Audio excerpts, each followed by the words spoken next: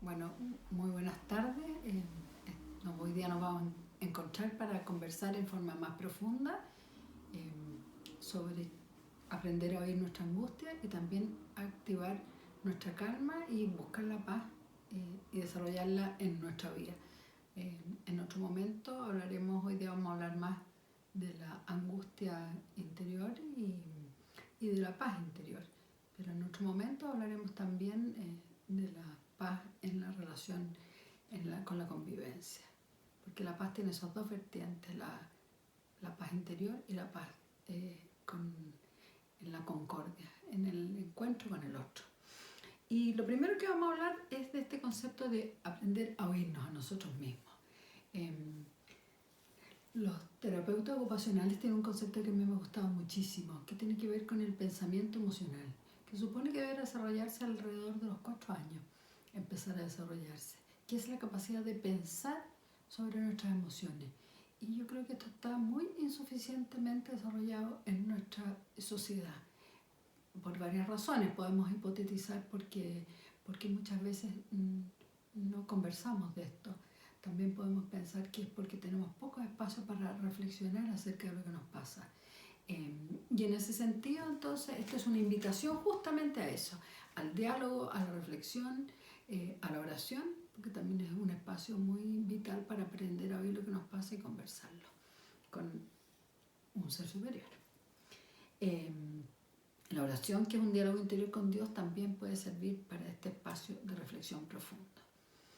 Y primero que nada vamos a distinguir conceptos. No todo lo que nombramos angustia es angustia, porque la precisión de los conceptos es bien importante para poder oír lo que nos pasa. Por eso hemos dicho que a veces cuando las personas dicen estoy depre, estoy bajoneado, que son expresiones distintas y serán distintas en diferentes países, estoy chato, eh, son unas grandes bolsas de gato, le llamo yo, donde en el fondo esa falta de precisión no sabe y no te resulta muy difícil en esa falta de precisión identificar lo que realmente nos pasa. Y entonces la angustia viene del latín angusto, que significa angostura, estrechamiento. Es una emoción difusa y desagradable que produce inquietud, desasosiego, una sensación de opresión. Yo creo que cualquier persona podría decir cuáles son en el fondo los correlatos físicos de la angustia. Hoy día vamos a tratar de hablar de las razones, porque muchas veces la gente te dice estoy angustiada y no sé por qué. Hoy día vamos a tratar de poner una voz en nuestro corazón, aprender a unir corazón y razón para poder descubrir. ¿Y de dónde surge la angustia? En general, de la anticipación de un peligro. Y este peligro, como vamos a ver, puede ser real o imaginario. Primero vamos a hablar de los peligros reales y vamos a hablar de los peligros también imaginarios. Y los peligros hacen referencia a perder algo valioso para nosotros. Pero también muchas veces la angustia surge ante un desafío, una situación que llamaríamos estresante, un reto en nuestra vida. Y nosotros podemos vivir esa situación de desafío, de reto, como un peligro. No lo son, porque son situaciones que por un lado la vida nos pide enfrentar y por otro lado, en la medida que las enfrentamos nos van a facilitar el desarrollo de mayores capacidades. Vamos a hablar de 3 sistemas emocionales básicos. Un sistema de amenaza que nos permite detectar una amenaza. ¿Para qué? Para defendernos. Es un sistema emocional que está enfocado a la búsqueda de seguridad, a luchar cuando se puede, a huir cuando se necesita y a proteger también, protegernos y proteger a aquellos que amamos. ¿Y cuáles son las emociones que tienen que ver? El miedo, la ira, la angustia y la inseguridad. Y genera neurotransmisores que en el fondo nos activan. Hay un sistema que se llama de incentivos y búsqueda, que está enfocado hacia conseguir metas, superar desafíos, competir, y las emociones son esta activación de la energía, motivación, un estado de alerta. Y hay un sistema de regulación, también un sistema de calma y afiliación que está enfocado hacia el serenarnos, empatizar con los demás, ser amables, y sentimos calma, confianza, seguridad, y los neurotransmisores más implicados en esto son la oxitocina y la endorfina. Entonces esto es una manera, un enfoque teórico de un señor que se llama Gilbert, pero sirve como una manera de pensar que las emociones tienen diferentes funciones en nuestra vida. Y hoy día vamos a hablar cuál es la función que tiene exactamente la angustia. Pero primero la vamos a distinguir. Lo primero la vamos a distinguir del miedo. Miedo es lo que sentimos ante un peligro real y presente y nos capacita a actuar, a huir, porque si veo una ola tremenda de un tsunami, digamos, o una ola grande, que sé que lo que tengo que hacer en ese minuto es huir. Si ya no puedo huir, puede ser que necesite enfrentar, capear la ola. Y piensa en lo real o metafóricamente. Dejarme, a veces tengo que rendirme, porque si hay un asaltante amenazante, no puedo huir, no puedo luchar. A veces lo que tengo que hacer es entregar mi auto o lo que quieran robarme, va a ser lo más sabio. Hay veces que rendirse es lo más sabio. Pero eso es el miedo. Después está la ansiedad, que es otra emoción. Y aquí voy a hablar de una distinción importante, porque en inglés a la angustia se le llama anxiety, o sea, ansiedad. Pero en castellano la angustia y la ansiedad son distintas. Eso parece, se nombran distintos. Ansiedad se refiere a la activación que tenemos frente a un deseo. Y la ansiedad, ¿por qué se siente como una inquietud? Cuando el deseo es vehemente e impaciente, uno se siente desasosegado, inquieto, y por eso se le suele confundir con la angustia. Otro día vamos a hablar de la ansiedad. ¿Y para qué nos capacita? Nos capacita a ir a buscar aquello que deseamos, o creemos que necesitamos, o realmente necesitamos. La rabia puede enmascarar la angustia. Hay veces que las personas están angustiadas y esto se da a veces con mayor frecuencia en los hombres, digamos, en el mundo masculino, que frente a una situación de amenaza potencial o una situación no sé, en ese sentido, una situación de angustia, van a lo mejor reaccionar con rabia. ¿Por qué? Porque su tendencia va a ser a luchar, pero hay veces que no podemos luchar, entonces se va a manifestar con rabia. Y la activación ante un desafío. La angustia puede surgir, como ya dijimos, frente a un peligro potencial. Acuérdense que si es real, lo que surge es miedo, ante un peligro potencial, no presente, pero también ante un desafío que no me siento capacitado para enfrentar. Vamos a profundizar en esto, pero es, digamos, esta angustia que siento, un desafío que no me siento capacitado a enfrentar, me va a producir esta sensación.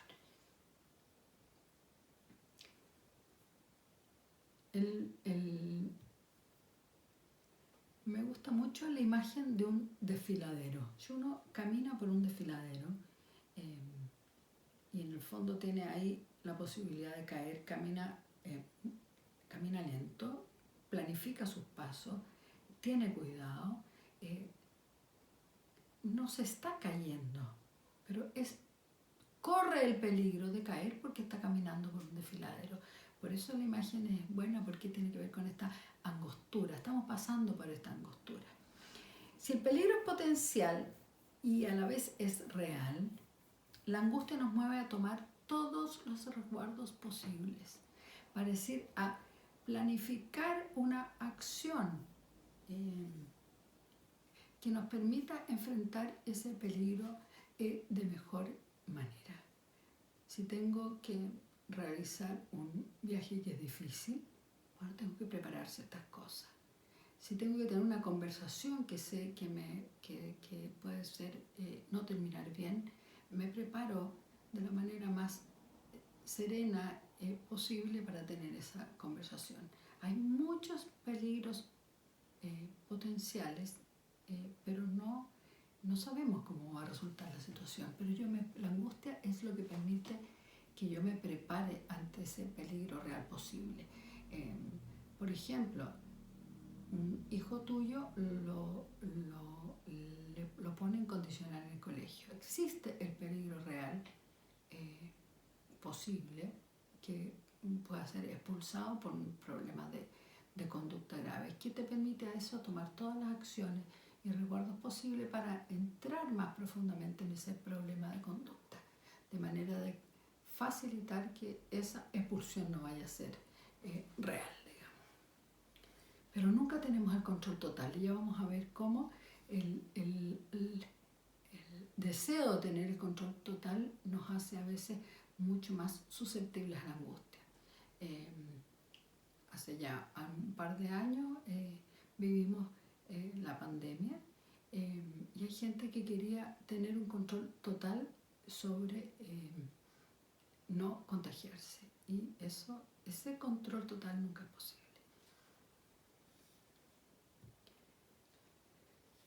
Vamos a hablar de la angustia ante el desafío. ¿Y cuál es el peligro de esta palabra me encanta, pusilanimidad? ¿Qué es ser pusilánime?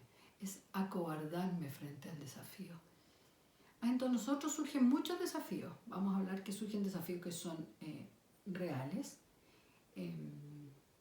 y que en el fondo la vida nos lo pone.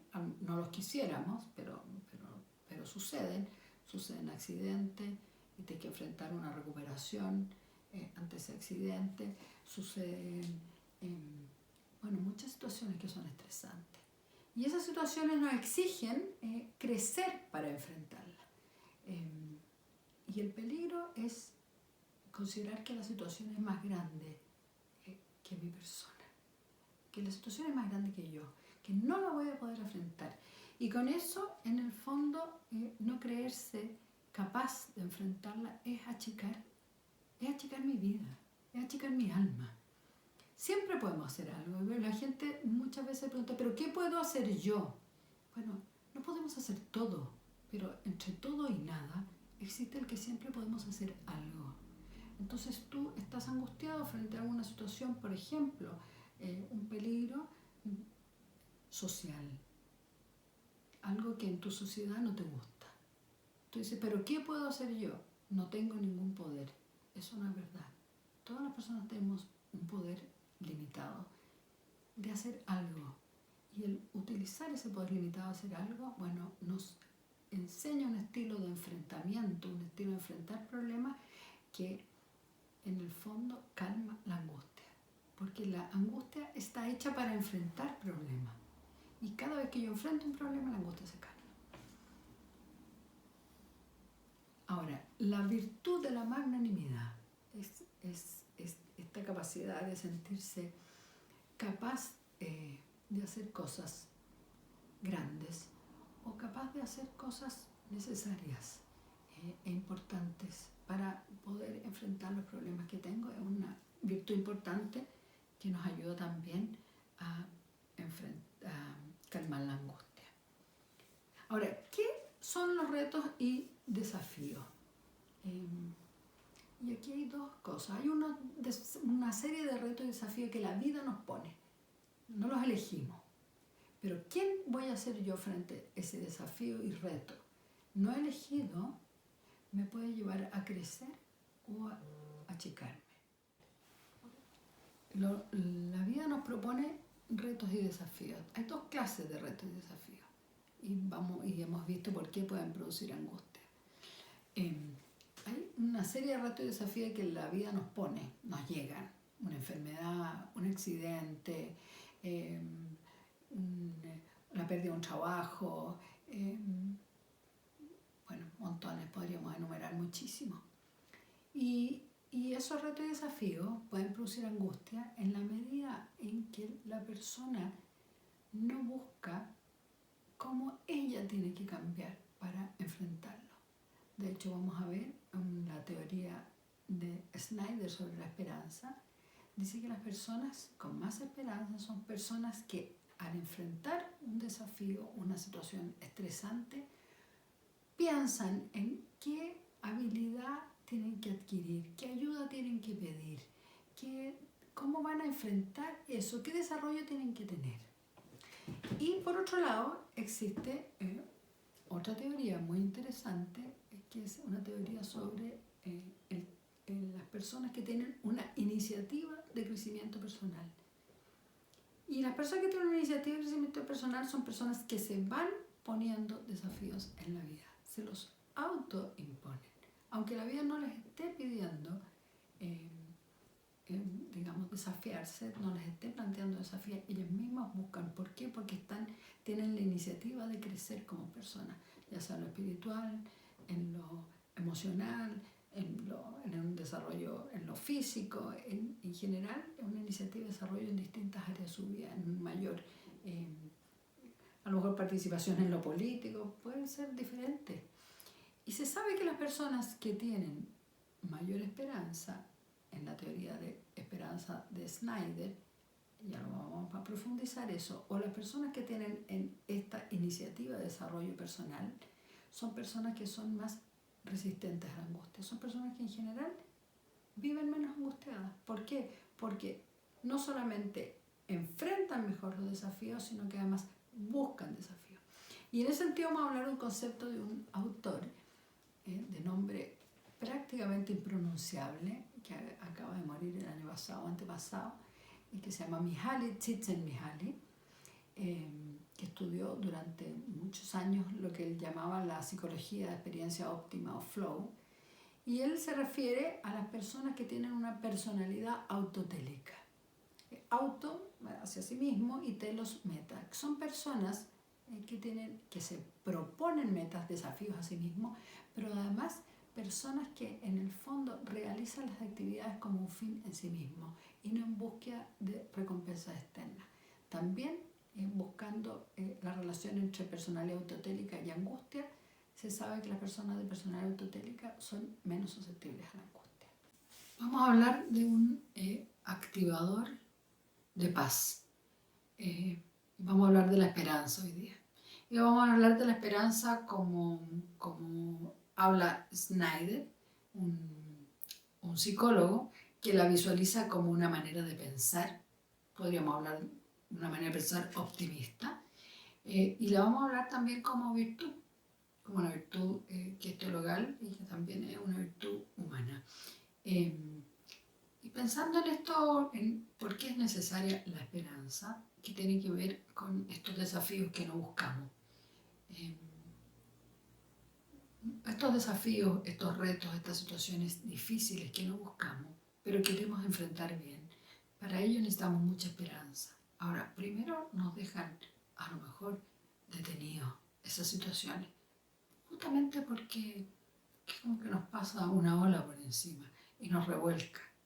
Pero después, al igual que cuando una nos revuelca, nos paramos y vemos cómo vamos a enfrentar la siguiente ola.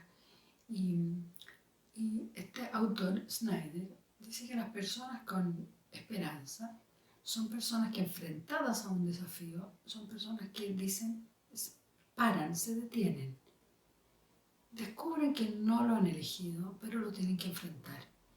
Y entonces hacen fundamentalmente dos cosas. Uno, planifican cómo lo van a enfrentar. Buscan recursos, ya sean buscan recursos personales, buscan desarrollar recursos personales y buscan ayuda. Porque como ya, si ustedes han oído la charla sobre resiliencia de Maurice Cyrulnik, él dice que lo que más tenemos que hacer en situaciones de dolor es pedir ayuda. Lo mismo en situaciones de angustia. Hay muchos recursos personales, pero hay muchos recursos de otras personas. Las personas estamos para eso, para ayudarnos mutuamente en situaciones de dificultad. Y en ese sentido, las expectativas positivas que yo tenga de que voy a ser capaz de enfrentar un problema, me genera mayor confianza en que lo voy a poder enfrentar y una vez que ya lo enfrenté positivamente, lo que hago es una lectura también de que, bueno, si fui capaz de enfrentar esto, soy capaz de enfrentar nuevos desafíos. Las personas que tienen este pensamiento más optimista y esperanzado confían que esta creencia en ser capaces de enfrentar situaciones difíciles los protegerá del estrés ante situaciones de desafío futuro. Por otro lado, las personas con bajo nivel de esperanza, que tienden a pensar catastróficamente sobre el futuro o sobre el presente, esto es atroz, no lo voy a enfrentar, o si me llega a pasar esto, yo no lo puedo enfrentar, son personas claramente más susceptibles a la angustia y viven con mayores niveles de angustia porque el pensamiento catastrófico justamente lo que hace es generar angustia. Entonces, Snyder, con su teoría de la esperanza, ha mostrado cómo hay personas que piensan más realista y positivamente sobre la forma de enfrentar problemas difíciles. Las personas de pensamiento catastrófico que creen que no van a ser capaces de enfrentarlo y de esa manera lo enfrentan o viven con una mayor angustia. Ahora, con respecto a la esperanza como virtud, pensemos que cuando hablamos de virtud hablamos de un hábito que nos capacita. La esperanza es un hábito, Snyder diría, de la mente. En un punto de vista espiritual pensaríamos en un hábito de la mente, del corazón, y cuando es teologal es una gracia. Y me gusta mucho, Benedicto XVI dice que la esperanza es virtud, cuando justamente tenemos mucha desesperanza. Y hay un autor que se llama Charles Péguy, que tiene un libro precioso que habla de la esperanza como una niñita chica que nos acompaña en todas las situaciones difíciles y que nos dice que finalmente, en la medida que caminemos con ella, con esta esperanza, las cosas van a resultar al final bien en medio del dolor y la dificultad.